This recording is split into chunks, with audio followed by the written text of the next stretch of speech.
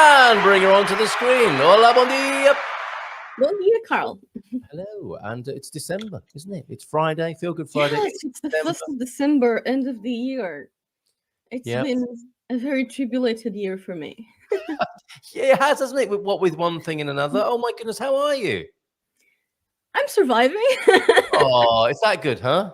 Well, I guess, but I have a much more positive overview now, mostly because I got myself a plan for changing a bit of my company position and try to get to a different market. But this time I'm actually going to have an investor involved, so I can't go too big on the details because, Ooh.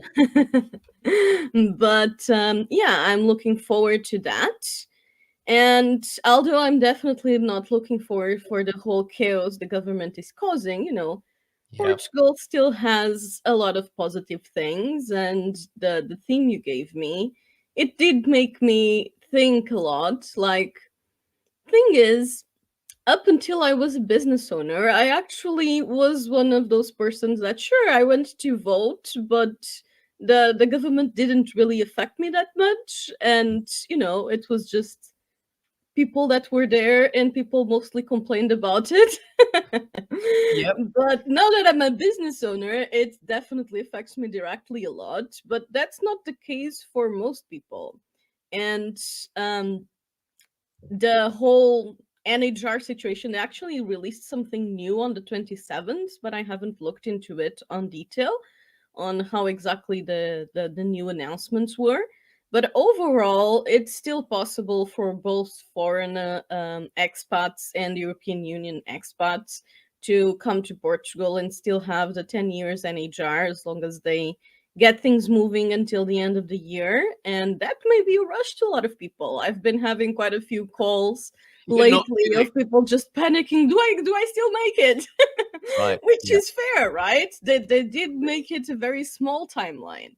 But they've caused a panic. They've caused an absolute panic, and under certain conditions, it is still possible in this transitionary period, and it's still quite confusing because there's this condition, isn't there, of like if you'd showed it, if you declared your interest in moving to Portugal this year, you could qualify as well. But the details of that haven't been clarified. So yeah, more chaos. I think even the government doesn't exactly know what they are. So no, surely not.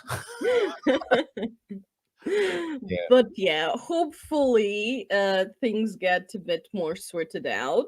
But yeah, government-wise, I am not too positive on things, but the rest of the things that brought people to Portugal, they still are here, right? So we still have an amazing climate, one of the safest countries, very good quality of life, amazing food, amazing quality food products in general.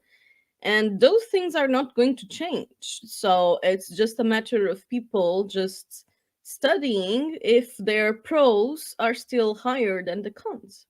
Well said. Very practical. That's the way to deal with the kind of emotional atmosphere that's been created by the government. And this is what politicians do, isn't it? And what governments do. They tend to, whether they do it on purpose or not, I will not comment. But certainly the result seems to be that they get people stirred up. And it doesn't put people in the most peaceful or resourceful state. So well said, calling it, bringing us back to practical matters. Weigh up the pros and cons. Take a breath, let things calm down. And as Antonio is saying here, Portugal remains golden, visa or not, and NHR or not. So don't come if you want to fall in love. If you don't want to fall in love with Portugal, because you still will. There are so many things, as Anna has just mentioned there, to fall in love with. And it's all relative, isn't it? It's not like you're choosing a utopia, because that doesn't exist in reality, does it? You've got to choose a place that suits you best. The truth is, all my clients from everywhere, even when they are like from Sweden and Norway, that are those countries that everyone sees as the example when it comes to political and social matters. But everyone has complaints about the government, every single one. Yeah, absolutely, So absolutely.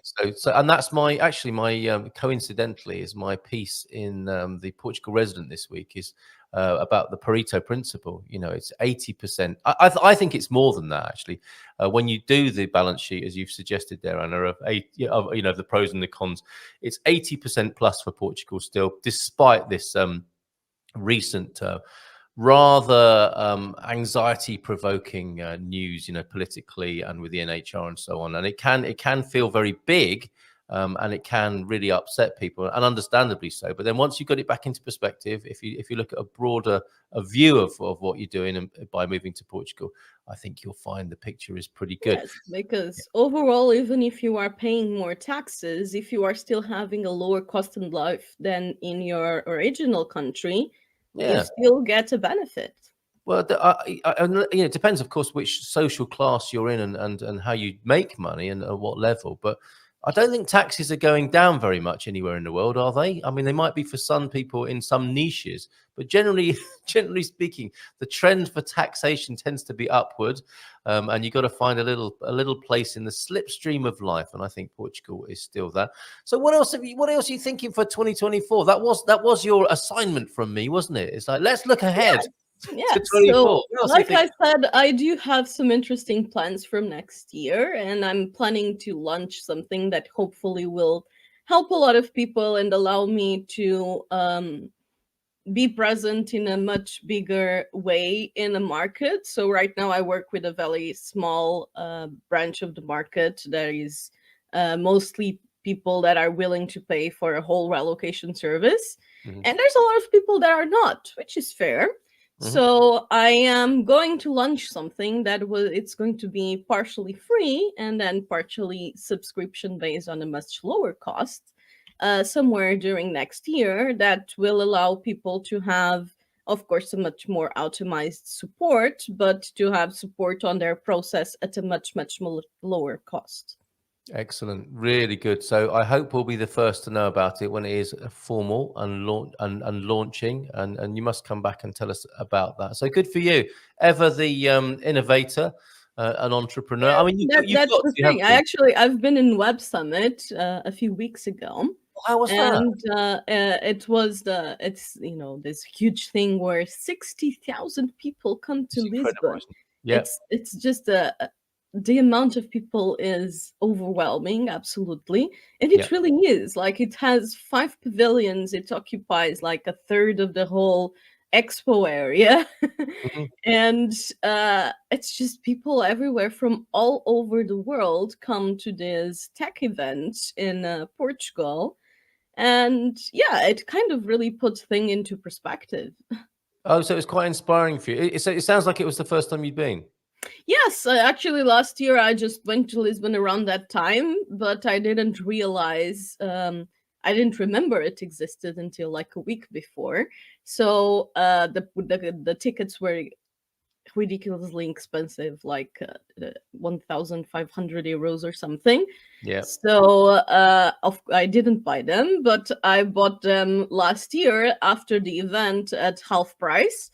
So I went this year. Incredible, incredible. And what were the highlights for you? I have been, and it's like one of those things where it's good to go at least once, isn't it, to see the scale of it, because you get a sense from the numbers that the Web Summit put out.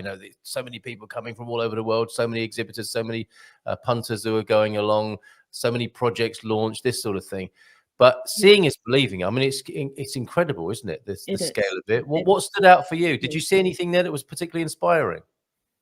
I think in general, it's very worth it for anyone on the tech industry. I mean, even if it's people looking for jobs, there are so many companies recruiting there, and growing companies and tech areas, and a lot of them work from home. The whole tech thing that you can just do it on the computer. Yeah. And it's inspiring to see the innovation. This year it was very much about AI and how it's going to revolutionize the market. Yeah. I That's already happening, the whole AI revolution, and things being replaced by AI, and the panic of, is AI going to take my job? I personally don't believe that. Well, of course, it's taking some jobs already, and in some things like, the arts community, and how Mid Journey and those kinds of softwares are just creating art based on inputs and copying work not really authorized. So it's already creating a lot. And I see, especially in the arts community, I see a lot of people just complaining, and rightfully complaining, of how much the AI is taking back Oh, their really? jobs, and small artists. It's affecting mostly small artists, because established artists, they already have a big audience and a big public and people who values their art. But the newer artists and people who are getting newly established and don't really have that market trust yet, it's very hard. It's going to be a lot harder for small artists to get into the market and get established, because you can get pretty decent art out of a generator software like Midjourney at a really really low cost. So it costs like cents. I think you pay, I don't know, like 15 euros to get 1,000 generations, something like that. So in that way, I think it's going to affect markets in similar ways. So low speciality and people that are at the beginning of the work, it can go two ways. Yeah. So people can use it as a tool in order to get more specialized and um, accelerate their learning curve, or it can just completely take them down, because Yeah. it's much harder to get monetized in that way. What an exciting time to be at Web Summit then, when all talk is about artificial intelligence. I was having a quick chat with Louisa, Mrs. M, this morning about Chat GPT, and I could see how, I mean, it feels like it's come suddenly from nowhere, and everyone's using these tools now. I haven't yet. I guess I'm using them without knowing it consciously, because it is the kind of backbone of a lot of software now. So I will be using it, but not knowing it. She's been using it sort of consciously, if you like, and getting some help from and suggestions from Chat GPT. And I feel like I did when I saw CDs come out for the first time. It took a long time for me to convert to CDs and then to MP3s. And, I'm not an early adopter of technology, generally speaking. And it really, the potential of it hit me this morning, actually, in how much it can do for us. And in many ways, we should embrace that, because what I was just thought when you were talking there, and the concerns about artists who feel like they might be replaced by computer generation, is like, well, there is a problem, isn't there, that us humans have become so mechanical that machines can copy us. So what we then need to do is be more human, because that is essentially the Oh difference, yeah, isn't it? but that's the very big discussion on the art community, because not everyone agrees with me. But my view on it is that basically, the AI software is a generative software. So it's you get input a bunch of data, and it Yeah. learns from that data, right? So in case of artists, it gets shown a bunch of art from different artists. And in software like Midjourney, this actually was a whole polemic, because this art was inputted without the authorization of the original artists. So basically, they trained this software on specific artists, and they basically put almost all the portfolio of certain very well known and very good artists into the software for it to learn from it. And the way that it works, it's a bit different than the way that a human works. So it will basically use the techniques that it learns from those artists and apply them with just, changing colors or changing certain shapes, but it doesn't create new techniques. So it is much more of a copy than it would be if it was a human. Like a human, it can look at an art piece and take inspiration for it, but create a completely different piece. And in AI, it's not exactly like that. It will take elements that it learned from that piece, and it can mix it up with other elements, but it won't create a new element, and it will just be based on the input that you put. Yeah. So in that way, I think it can be interesting when you are looking for specific uh, scenarios, but it will never replace an artist. But like I was saying, it's going to make things very, very hard from new artists. Understood. And in a way, from that challenge can come some greatness, can't it? I mean, if you're an artist whose work can be copied, which it always has been, hasn't it, one way or another? I guess arguably you can just copy it faster and reproduce it more cheaply now. That's what modernity and mass production has brought us. But it says something about us, doesn't it? I mean, the process you described there to me is a dead one. It's like, it's mechanical. I'm not saying it's bad, but Yeah, it's not alive, is it? It's not creative. It's not genuinely creative. It's like yeah. just copying stuff. It's the past. It's dead. And Mhm. it may be this whole episode of artificial intelligence and our presumed battle with the machines is to see how we're so different from the machines, or can be, That's the or to thing. see. The machines are very good at technical and systemized work, Yes, something that you can put into systems, and they will probably become much better than humans at yes, that yeah, because they don't make mistakes. But absolutely. they will never take the creative sides and the problem solving sides of things in the same way as humans do.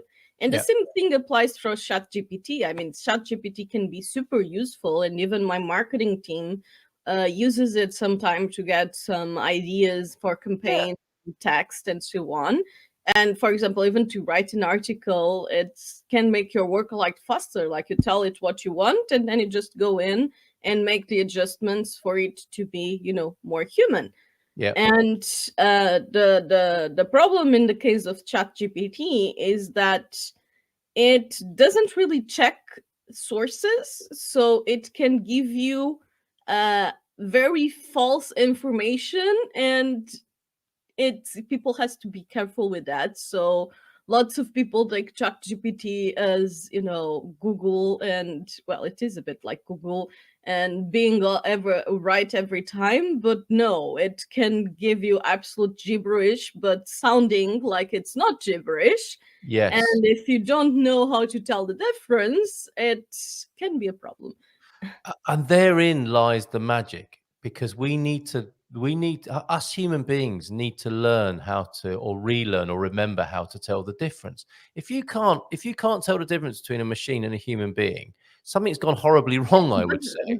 that's actually a very hard thing more and more. If you ever work with ChatGPT and generative AI now, when it comes to basic conversations, it is harder and harder to tell if you are talking to a machine or a human being because it's learning from human I beings and understand that. even the speech and so on. Yes. So if you are behind the screen, then there's actually tests being done of that. I would do those tests. And I want to do those tests, Anne. I want to be tested. you'll have to search who's doing that, but I've seen like statistics and so on, and more it's getting harder and harder to distinguish the Yes, human from the machine when it sure. comes to being on a screen, at least. And that tells us something about what humans have become. See, my theory, based on what you've just said there, is humans have become really boring and mechanical and unspontaneous.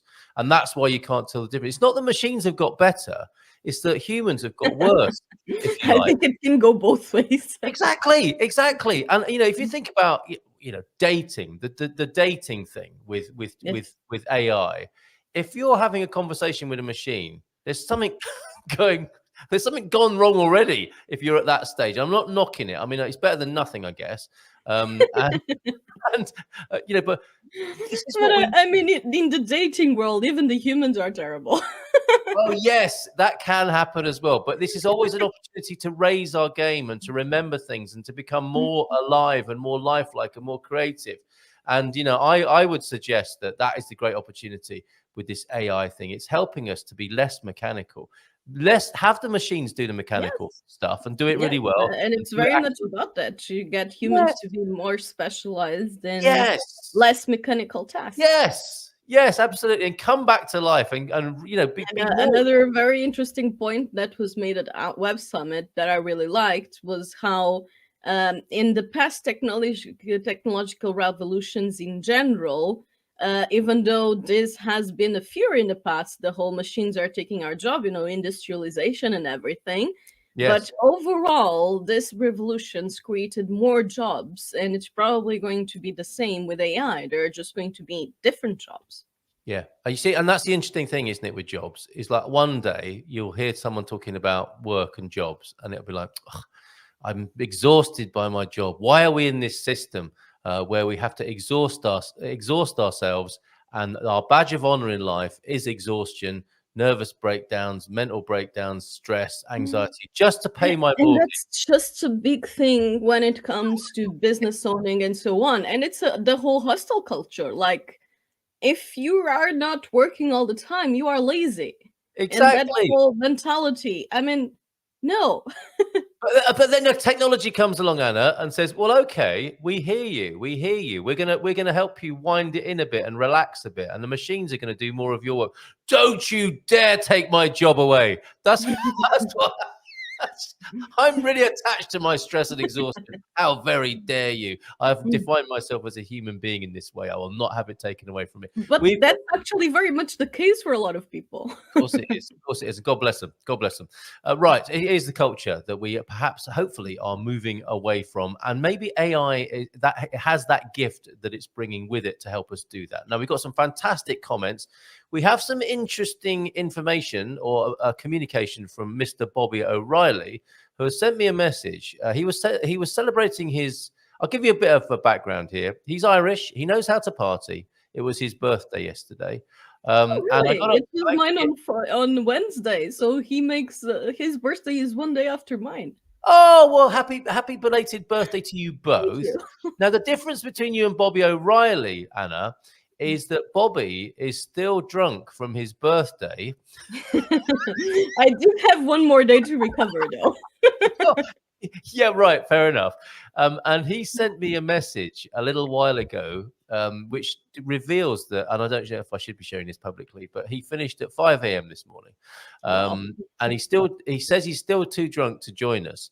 And my response to that was, well, perfect. See you at 9:30. So I hope he will be, because this could be fun if he's joining us in just a moment. We got a few comments. I mean, one of the best comments this morning is, can AI replace Seth or Ima? Let's come back to that after we've had a few. That would be so good, actually. Well, would it? I need to ask you. I think the Portuguese public service need AI very urgently. All right, we'll talk about that in detail in just a moment then. In a nutshell, on today's show, this is Mrs. M, why many people believe it's wrong to charge for spiritual skills and what we can do to heal this tension and move forwards. Embrace your worth. Join us at 10:05. I think that would be up your alley as well, wouldn't it, Anna? Hit the like button. Only 3 likes so far. Thank you for that reminder, Matty. Thanks for coming this morning. Loving the Xmas tune, Christmas tune. What a legend Warren Sharm is, which is the answer to Joao de Nort's question. Tell us who the Gumper voice, or the Hey Gumpers voice, that is Warren Sharm, and I think he'll be in the country soon. I'm looking forward to meeting him in real life to make sure he's not AI. What a lovely PDL family they all are. Yep, the people in our premiere video, our first video of the Advent videos this year, John, Pam, and Owen up there. Thank you so much for that vid, John. The right time for decorations in Portugal. Put them up before Halloween and sometimes never take them down ever. That's my experience of seeing Bosch Festus towns signs all year round. That does happen, Mrs. M. What's your view on that, Anna? Right time. I personally prefer the Halloween decor, and I really hate it that people start with Christmas up before Halloween is done. But I think I love decor in general. Actually, just last week, because my birthday is usually very close to Black Friday. Black Friday is usually my splurging time of the year when I just go and buy a bunch of stuff. Yeah, because it's a good excuse. It's my birthday and there's discounts. Yes, absolutely right. Did you get any this year? And I bought a bunch of decor this year. So very good. Okay, for Christmas is this? No, it's just things that I like. Actually, I tend to like the more holistic and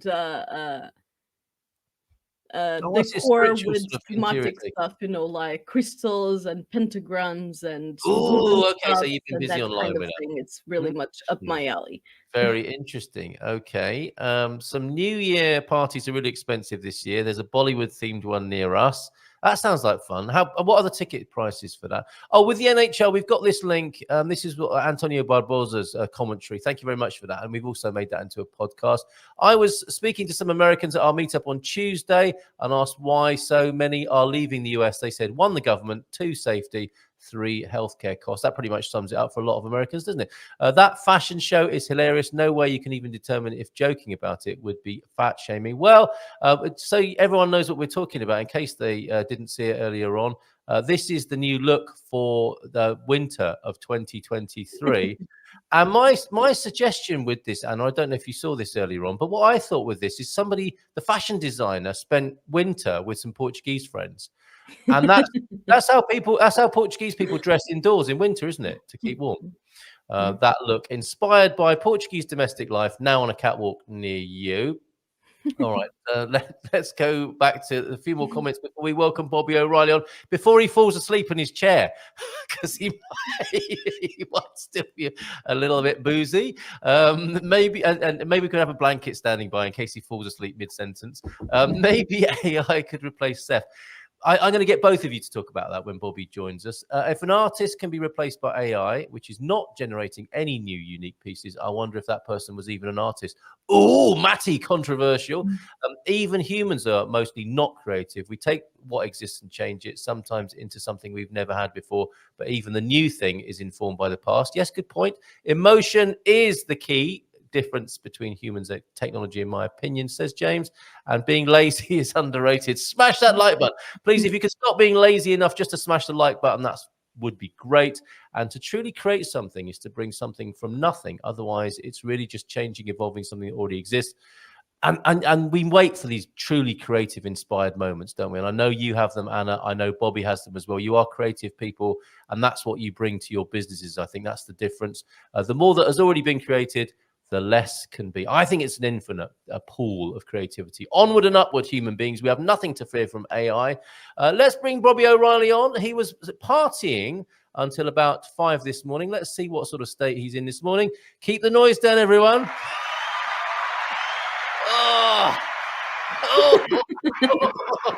Morning, Bobby. Top of the morning.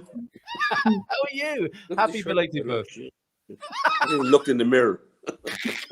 You're looking great, considering. Oh, God. No, I just thought it. Never again. Fell out of bed. Did you? Did you have a good birthday? Unbelievable. I had 3. Normally, people get like 1 birthday cake. I had 4, actually. 4. All right. I'm going to bring you a box of donuts as well when I see you in corporate. Oh, yeah. Nice. 4 birthday cakes. What else have you been up to? No, I have a lot of friends over from Ireland, sort of. They came over to help me celebrate. As you can hear from the voice, I was singing all night. I was singing all about 5 o'clock this morning. So yeah, there was a bit of a party happened here yesterday. Oh, so glad for you. So glad for you. Yeah. So celebrating a birthday party, and you've launched a new website. We were talking to you both, weren't we, before about how things can evolve and adapt, and how people can come to Portugal still and enjoy the great quality of life and many other features that Anna was talking about. You have this. I mean, is this the right time to talk about it, or would you just like to go and lie down now? Okay. No, I'm like an auto drive, so I'm sure I can get through. You are AI. You've nothing to fear from AI. You are like a machine yourself in this regard, aren't you? Keep working and keep coming up with those brilliant ideas. No, we launched our new D2 visa website, and basically explains everything about the D2 and how it works, and sort of just takes people step by step. There's 12 steps. Yeah. Sort of brings them through the 12 steps to get through the whole scenario. But tells them what's involved. But basically, we take all the hassle out of it. So we've joined up with a law firm, an accountancy firm, and we have an administrational team that basically takes everything. So basically, if you decide you want to do it, they just take over. They tell you what to do, and they do your documents. Obviously, it's a little bit different than a golden visa or even D7. There's an investment element involved and so on, and a business plan, etc. But they take over everything for you, and but all information is there. So it's D2 Visa or D2visaportugal.com. Yep, got that. Now that you have a sort of an ebook as well. It has all the information there as well.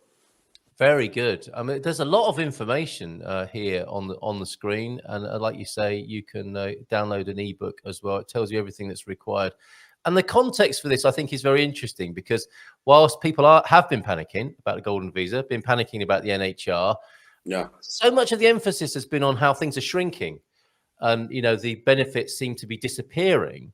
You're approaching this as we might expect from an entrepreneurial and innovative point of view. You're looking at residency through investment. This isn't about retiring, is it, and having a quiet life and worrying about how far your money's going to go. This is for people who want to come here and invest in the country and create a residency for themselves in the process. The rules are very, very similar with regards to D7 and the D2. The big difference is what you qualify, how you qualify. That's it. But the rules around the actual visa are the same. So in other words, how long you should stay here, etc. But the big difference, I suppose, with the D2 visa is that and this is why most people, like sort of investors, will do it, if you cannot stay in Portugal for like it's 2.5 months for commercial reasons, because you have to be out of the country, you don't have to. So once you can provide a good reason to say that, look, I can't stay and live in Portugal for 2.5 months, it gives them a get out of jail clause, if you like, so they don't have to.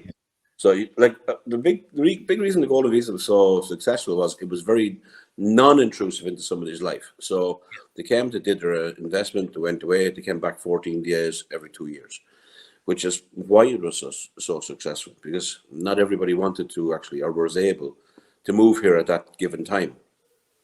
D2 actually more or less is the same. Most people doing the D7 are moving here because they're moving here and they want to become tax residents, etc., and take advantage of the NHR and so on. The D2 is still basically down to gaining residency for family, because you can have complete family reunification as well through the D2 and the D7, of course, but through the D2 as well. So it's much cheaper than what the golden visa was. And actually, what we've tried to do is we've tried to take as much of the sort of lifting out of it, that the law firm takes care of everything, and it's much, much cheaper than what I think it's like 9,000 euros for everything. And that includes all the taxes, fees, government fees, legal fees, accountancy, even for the first year, for the company set up, all that kind of stuff. So I think it's like a one-stop shop basically for people who decide to do it. My side of it really is the investing side of it. So what I've done is I've created either multiple purchase units, SPVs, special purpose vehicles for regards to people to invest into, typically doubling their equity over every 3 years.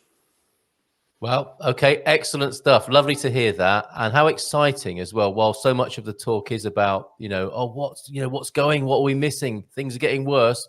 Here we have an expanded view of moving to Portugal, getting involved in the economy and investing here. And those are the key benefits on the screen. Entrepreneurial opportunities for those who like that sort of thing. Investment in the Portuguese economy, very important. And people are still coming, right, Bobby? Despite how the government might be trying to put them off, they're still coming and they want to invest in this wonderful country. Yeah, I hope to about 1,000 of them like next year, to be honest. That's my target, is 1,000 D2s next year. Wow, so, that's a lot of investment in the country. With an average of investment, probably around 300,000 to 400,000. Right. That should definitely get you a Christmas card from the new Prime Minister. You would think. You would think, whoever or a that's. plane ticket. So investment in the economy. I love the cut of your jib here. The excitement and the vibrancy of this, rather than the worry and the anxiety that there's been so much of in the last few months. Residence in Portugal, of course, is part of it. Renewable status, family reunification, and you're not just getting Portugal, are you? You're getting access to the whole Schengen area, and that's an expanding pie as well. That's going to get bigger, not smaller, I think. Well, I think actually that's why a lot of people did the golden visa. And the big difference between the D7 and the golden visa, say, / D2, was the fact that the D7 are people who were looking to move to Portugal. Mm-hmm. The golden visa, I would say 90% of the people who did it did not actually particularly need to want to move to Portugal. They did it as a plan B, to give their family options, their kids options, to get eventually a citizenship, a European citizenship that gave them access to Europe, not just Portugal, because they wanted better school or educational options than where they were. They wanted better job options worldwide, because once you have a European passport, it not just opens up Europe, it opens up everything. It opens up the US, it opens up a lot more options than, say, if you had an Indian passport, for example. For sure. So I think most people did it to give options rather than they wanted to actually live here. So what they done was they left their money here, they invested here, and further investment in return, and following the rules, they eventually reached citizenship. Yeah. Incredible. So are you 1,000 of these you're looking at, and with a fairly significant investment, that's going to be a big difference for the economy and the dynamics really of this culture and this society in this country. So I'm actually very, very curious to see how the immigration trend goes, because up until this year it has been spiking like this. And I don't know if it's going to go down. It may go like, stabilize, but I don't think it's going to go down, honestly. Immigration across the world it's a thing. People are moving. What they're looking for is, what have you got to offer over somebody else? So like, people seem to forget that, like, it's not just Portugal looking for immigrants. Everybody is looking for the investor, and there's investors looking for options. So Spain has them, Greece has them, Cyprus has them, Ireland have them, the UK have them. So everybody is looking for a particular type of investor or immigrant. And what they're looking for is either people who are well trained, highly trained, well educated, or people that have money and that they can invest into their economies, either by bringing and adding to the workforce or bringing and adding money to the economy. Yeah. So what I think we are very competitive in is that what we offer more than most places is, as like you said, security being the first thing. The climate, the lifestyle, the weather, the European passport is relatively easy after the 5 years of the residency, the family reunification. So I think we actually have one of the most attractive residency programs out there. And when the golden visa went away, everyone was sort of going, oh, Christ, what are we going to do now? But this D2 visa thing was here long before the golden visa. As its number suggests, right? It's D2, isn't it? It's the second of the visas, Yeah. So we didn't... I never knew about it. I told you this before. I didn't know about it until the golden visa thing went away. And I had a friend who was doing it, and he was doing it quite successfully. So I said, that'll work for me. And it worked for my clients. And and I started, the website only went live, I think, yesterday. I think it was yesterday. It was on purpose. Happy birthday, yes. Well, not really, but I think it just ended up that way. But so we're starting off now. I'm going to Kuwait next week. And I've already got a big presentation organized in Kuwait. I was very surprised, actually. I was telling the guys that are doing my marketing, I'm going to Kuwait, and they're going, where? Never heard of Kuwait. Have you been before? Yeah. And what's it like? What's Kuwait like? Really? You didn't enjoy it? It's actually, there's nothing there. It's actually you can't drink, which is obviously a bad thing. Oh, no! It's a dry state. Okay. So, no, it's not one of the nicest places in the world to go to. But, how do you say, they have a lot of entrepreneurial people from the Middle East who set up in Kuwait, because Kuwait actually is quite a rich country, as you can imagine. Yeah. So they spend a lot of money. So there's a lot of entrepreneurs there. So I have already a base of entrepreneurs who have invested in Portugal already. And they're continuing to invest here. So that's why I'm going to Kuwait. Amazing. We'll have a great time over there. Keen to hit... Clearly, if it's that bad, there are going to be a lot of people wanting to move to Portugal. So good for you. Like 2 days, I'm out. I'm gone. Right. In and out with the D2 presentation. Well, this is great. This is great. And more generally then, looking forward to the new year. You're wondering, Anna, what's going to happen with migration. Interestingly, Spain have slapped a massive tax on wealthy people. And you're absolutely right, Bobby. Migration is nothing new. 1 in 30 people, apparently, in any population is a migrant. This is nothing new for human beings. It's quite dynamic at the moment. And whilst on the one hand, there's this kind of dance, isn't there, of like Spain now slapping a big tax. Where are we going to get the money from? Okay, we'll tax rich people. They do that. And then people who are in Spanish people and people who are living in Spain are now thinking, okay, where do we go now? Okay, Portugal next. We'll go over there. So there's this incredibly dynamic formula, mix, equation going on. I think that we have the disadvantage of is we don't get the vote. unless you become a citizen, of course. Okay. As part of becoming a Portuguese resident, you don't get to vote. You don't get to vote. And so when I say that, your voice is not listened to. So the voices that are listened to is the people who they can get out to vote for them, for whatever reason it might be. Yeah. So, and that's across the world. In most countries, if you're not a citizen, you don't get to vote, and probably rightly so, in those elections or those, whatever it might be. So that's why sometimes the immigration, let's say, department gets kicked around a little bit, because it sort of raises some eyebrow. I was actually very shocked. You saw what happened in Dublin there a couple of nights ago. Yes. And it was a thugs, mainly. They were absolutely thugs. They were just they were waiting for something to kick off. And basically it was, you had an immigrant who lived in Ireland for 20 years, who already had a passport for 20 years. So he was Irish. Yeah. And but of course he had some mental issues or whatever issues, and he ended up stabbing 3 children and a woman. But what the headlines were across: immigrant stabs 3 children, you know, that kind of way. And this was the whole sort of dynamic and creating this whole anti-immigration thing in Ireland. Narratives, yeah. I was very upset about the whole thing, actually. I'm sure you were. Because how it was portrayed. Because I'm an immigrant. My kids are immigrants. My wife's an immigrant. You know, so you're an immigrant, and that's why I take this so seriously. That's why I'm so interested in this, and I wonder sometimes if I'm too interested or too bothered. But it's something we need to keep an eye on. And the other part of the story, Bobby, is the guy who piled in and smacked the guy in the face with his motorbike. Brazilian. Was, guess what? An immigrant. Yeah, Brazilian, exactly. Yes, right. And saved the day. And actually, they had a GoFundMe thing, and they got him something like $250,000 to buy him a pint. They had a GoFundMe, buy a pint. Best pint ever. €1 raised. So, oh wow, best thing he ever did, move to Ireland. Right. Oh but I see it. I actually see this sort of whole things creeping into the social media thing. Yeah. Like it's Facebook, so whatever, Instagram, Twitter, whatever it is. It's training people. Actually, I see it not just giving information, it's training people. And it's awful, but it's been a political strategy for a long time, honestly. And it's the whole thing, them against us, and we are going to be protected from them. So let's vote on this party that's going to protect us from the other side.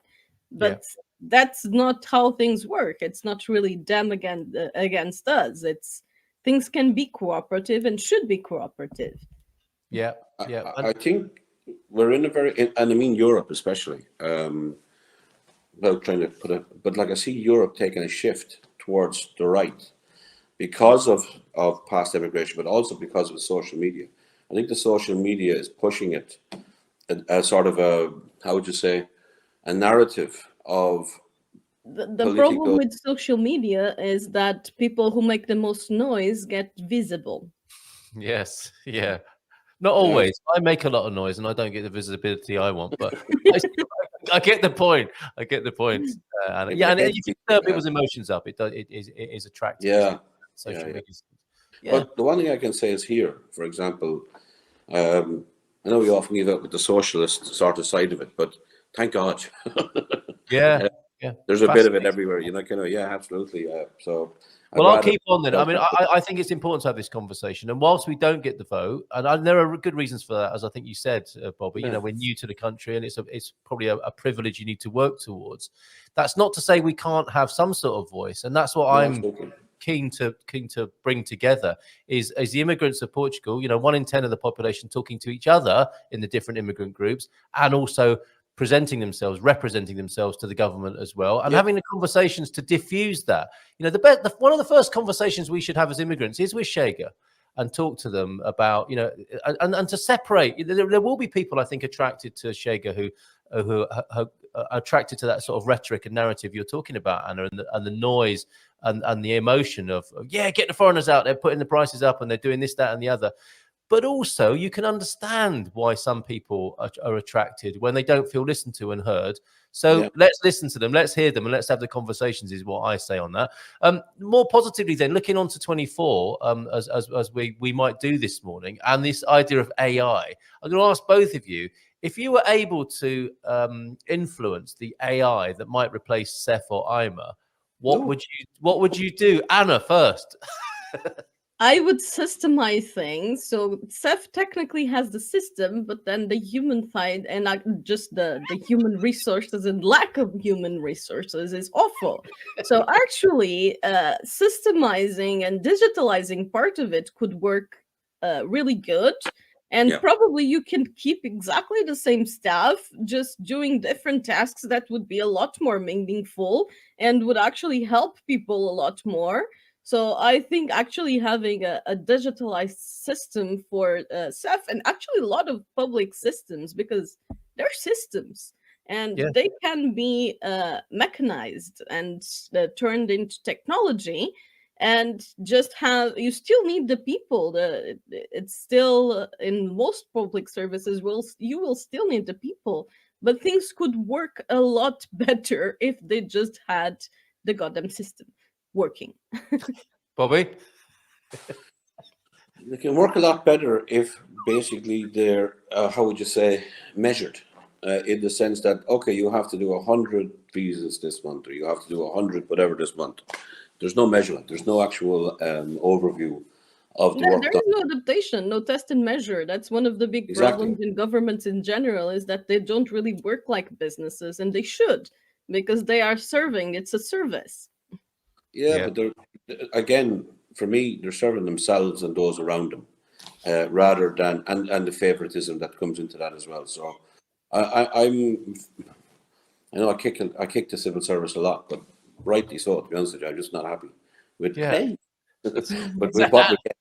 I don't think we're getting value for money at all. And I think if AI could come in and replace them, I think people won't take in AI because they don't want to be replaced. It's that simple. So how about this? You know, we say, again, it's like having difficult conversations, isn't it? Having difficult conversations with a political party who you think might not like you as an immigrant. How about having a difficult conversation with civil servants and saying, look, we get it. You've got bills to pay. You've got children to raise. You've got a roof to put over your head. We're not after your job. We would just like the job done better. And they can be two separate things. And the thing is, in general, public services are completely understaffed. So they actually need things to be taken off their plate. They're not understaffed. A lot of them I don't believe they're understaffed. I just don't think they're doing any work. And that's it. I'm serious. That's my experience, is that there's a lot of staff, but they're at home. They're working from home. Yes. So there was I think there was a ban not too long ago. Well, it was about 2014. It was something like 7 out, 1 in, because they were so heavy on civil service that basically 7 people had to leave for the hire. There was a hire freeze. Wow. So if you wanted to hire somebody else, 7 other people had to leave.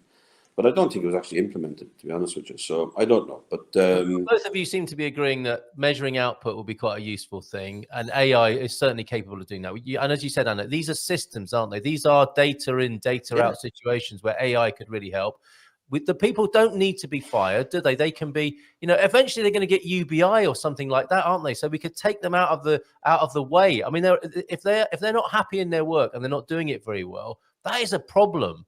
And there are ways of dealing with that, aren't there? That can sort of it's stuck together like Velcro, isn't it? We've got a situation where we want people to come to Portugal and invest, for example, and come and work. It's not everyone's an investor. Some people are workers coming in to do the jobs other people don't want to do. And there's a blockage in having them come in. There are hundreds of thousands of cases that might be the metrics you're talking about, Bobby. We need to process 50,000 of those this month and another 50,000 a month after. We can't go on like this with this blockage of low paid staff, the system is not being organized. They need it's to not, be is it? It's not. And AI could certainly be a use case for that, could it not? Yeah, I think we'll see. I can't see them going for it, to be honest with you, because no. It takes a breakdown, doesn't it, before a breakthrough will come. These things don't happen voluntarily, I suppose. But we are looking at an election. We are looking at a change. It's not a miracle solution. It's like businesses. You need to make a plan and then get someone to do the plan. Yep. You work for a tech company right now. You go home, you work. They see what they call every key that you've hit, you've stroked, and so on. So they're accountable. They have to show that they were at home working. Yeah. Whatever length of time, and the processes they have to do. For example, like, I'm not saying you have to become like a big police guy, but the people, if you have a job, a normal job, you've got stuff you have to do. And I'm sure they have things they have to do, but measured and response and needs to happen, I think, to be honest with you. Okay, well, let's hope for that in 24. It's certainly going to be an exciting year. We've got dad jokes, the lies we tell our kids, and a few more comments here. There's special birthday dad jokes for you, Bobby. Hello, Carl from Dim. Thanks. No, thanks. Dimash Koblenz is here. Hello, Carl. Hello to you, Dimash. Good to see you here. Sometimes doing nothing leads to the very best of something. Winnie the Pooh, that famous philosopher, on the merits of being lazy. Carl, this Portugal visa is for foreigners who have resided in Portugal for more than 3 years and who have a permanent job. That's not the D2, is it? That's the workers visa, I think, that Dimash might be talking about there. So not the D2 for you, Dimash, I don't think. This is really good advice with ChatGPT. If you can give clever, it can give you clever sounding gibberish. There will still be, and a lot of humans can do that as well. There will still be a need for true interacting human, but it can be a powerful tool too. Yes, it's all about the tools, isn't it, and how we use them. One way to distinguish between ChatGPT and humans is to know how that the happy, positive, and intelligent response is most likely from a machine. Humans tend to be a bit cranky and edgy. Or is that just our relationship, Mrs. Happy belated birthday. No comment. Happy belated birthday, Bobby. And to Anna. Anna's birthday the day before. Yeah. Apparently we are on a roll.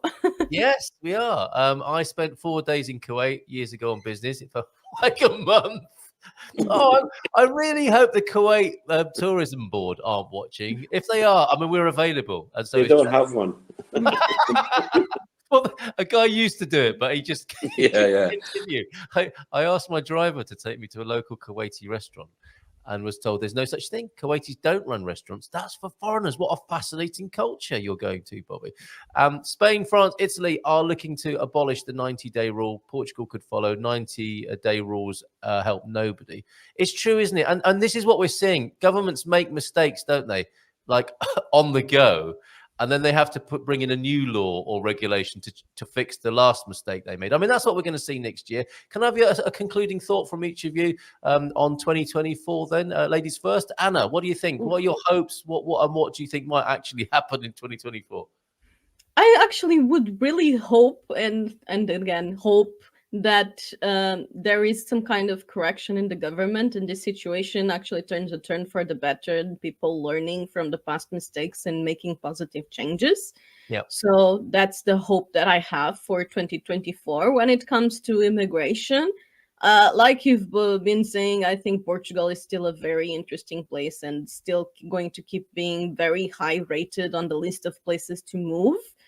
And it would be really, really nice if the political situation just followed things in that way. That's no guarantee of that, but it would be my hope for 2024. Brilliant. Thank you for that, Anna. Bobby? Thinking. Well, you've done incredibly well, considering you were up partying until 5 this morning. More of that. I don't think I could do it. Like, I think actually functioning is going to be... I think it's going to be a bustling year for business and for immigration and for investment and so on. I really do. Like, I've got my own sort of business plan for next year is I have a lot of travel on, which I haven't done in a couple of years actually. Is basically going back to where I used to go. But I think we have a lot of exciting opportunities for people and basically bring more investment into Portugal. But yeah, hopefully, like Anna said, I hope that the political situation stabilizes and let's say gets more productive, and the CEF alternatives start to get a bit better and so on and so forth, because it's been a disaster for 10 years. So hopefully they can fix that. That's what I'd wish to happen, is that if they can fix the immigration side of it, as in the paperwork and so on, to make life a lot easier for people who are actually moving here or investing here. Well, we can keep hoping and we can keep having these conversations, and you never know, do you? And I'm with you on this. I think it is going to be a very exciting year, because it seems interesting, doesn't it, to me, that the politicians, you know, wittingly or unwittingly, seem to do their best to ruin things. But you can't stop the movement of people, can you? And the wishes of people. It's overwhelming, isn't it? And I think you're right with that. Is the attractiveness of Portugal is so great that despite the government making certain decisions that don't look very advantageous for the future of the country, they're going to be overwhelmed by popular demand, because that's a much bigger force, isn't it? And it has been, certainly for the last few years. Yep. No, for sure. Thank you very much to both of you. The lines we tell our kids then, in conclusion: if you touch a frog, you'll get warts. Do they say that in Portuguese as well, Anna? No, but we do have some, but right now I can't remember any. I'm trying to remember things I was told on my childhood. What about this? You can't have a dog. You I can't have a mostly dog. remember the whole "you have to eat your plate, otherwise," because of the starving people in Africa. That's right. I think that's a general one. It is, yeah. And smart kids used to say, "Well, they can have it. We'll wrap it up and send it over." When I was your age, I never skipped class. Oh, yeah, that would be a lie I would be telling. quite frankly, you too, Bobby. Possibly. Yeah. Yes, and you, Anna? I'm not sure. You don't have to say. You don't have to say. Those dad jokes, they're very good. You talked about Black Friday before, Anna. What comes after Black Friday? Black Sabbath, of course. I agree with that. Yeah. If your head's a bit sore, sorry about the rim shots. This is a bit creepy, this one. I went for a walk with a girl yesterday. When she noticed me, we went for a run. That's awful. We can't help laughing. It's terrible, isn't it? I was in an 80s band called Prevention. It was better than The Cure. That's good. That's a very good note to end on at 10 o'clock. Have a great holiday, everybody. Restoration Day. We didn't even talk about kicking the Spaniards out this morning, but a good reason to keep partying today. Have a great Friday. Have a great holiday. Have a great weekend, whatever you're doing. And welcome to the true festive season on the 1st of December. So we'll be looking forward to. I have my calendar. I'm going to open my chocolate calendar. You do that. Does it have alcohol in it? Is it a liqueur chocolate calendar? No, it's a Kinder one. Oh, very nice. And Bobby, are you going to try and find an advent calendar with a liqueur? No, I'll just find the alcohol. Hair of the dog. We're putting up the Christmas decorations today, so that'll be fun. You'll be so helpful in that process. That was actually a rule in here, that we would only put the Christmas decorations after my birthday. So that would be a rule of the house. Same with Bobby then, of course. Yeah. Well, have a good one. Have fun. Take care. Be careful of that step ladder. Ciao, ciao.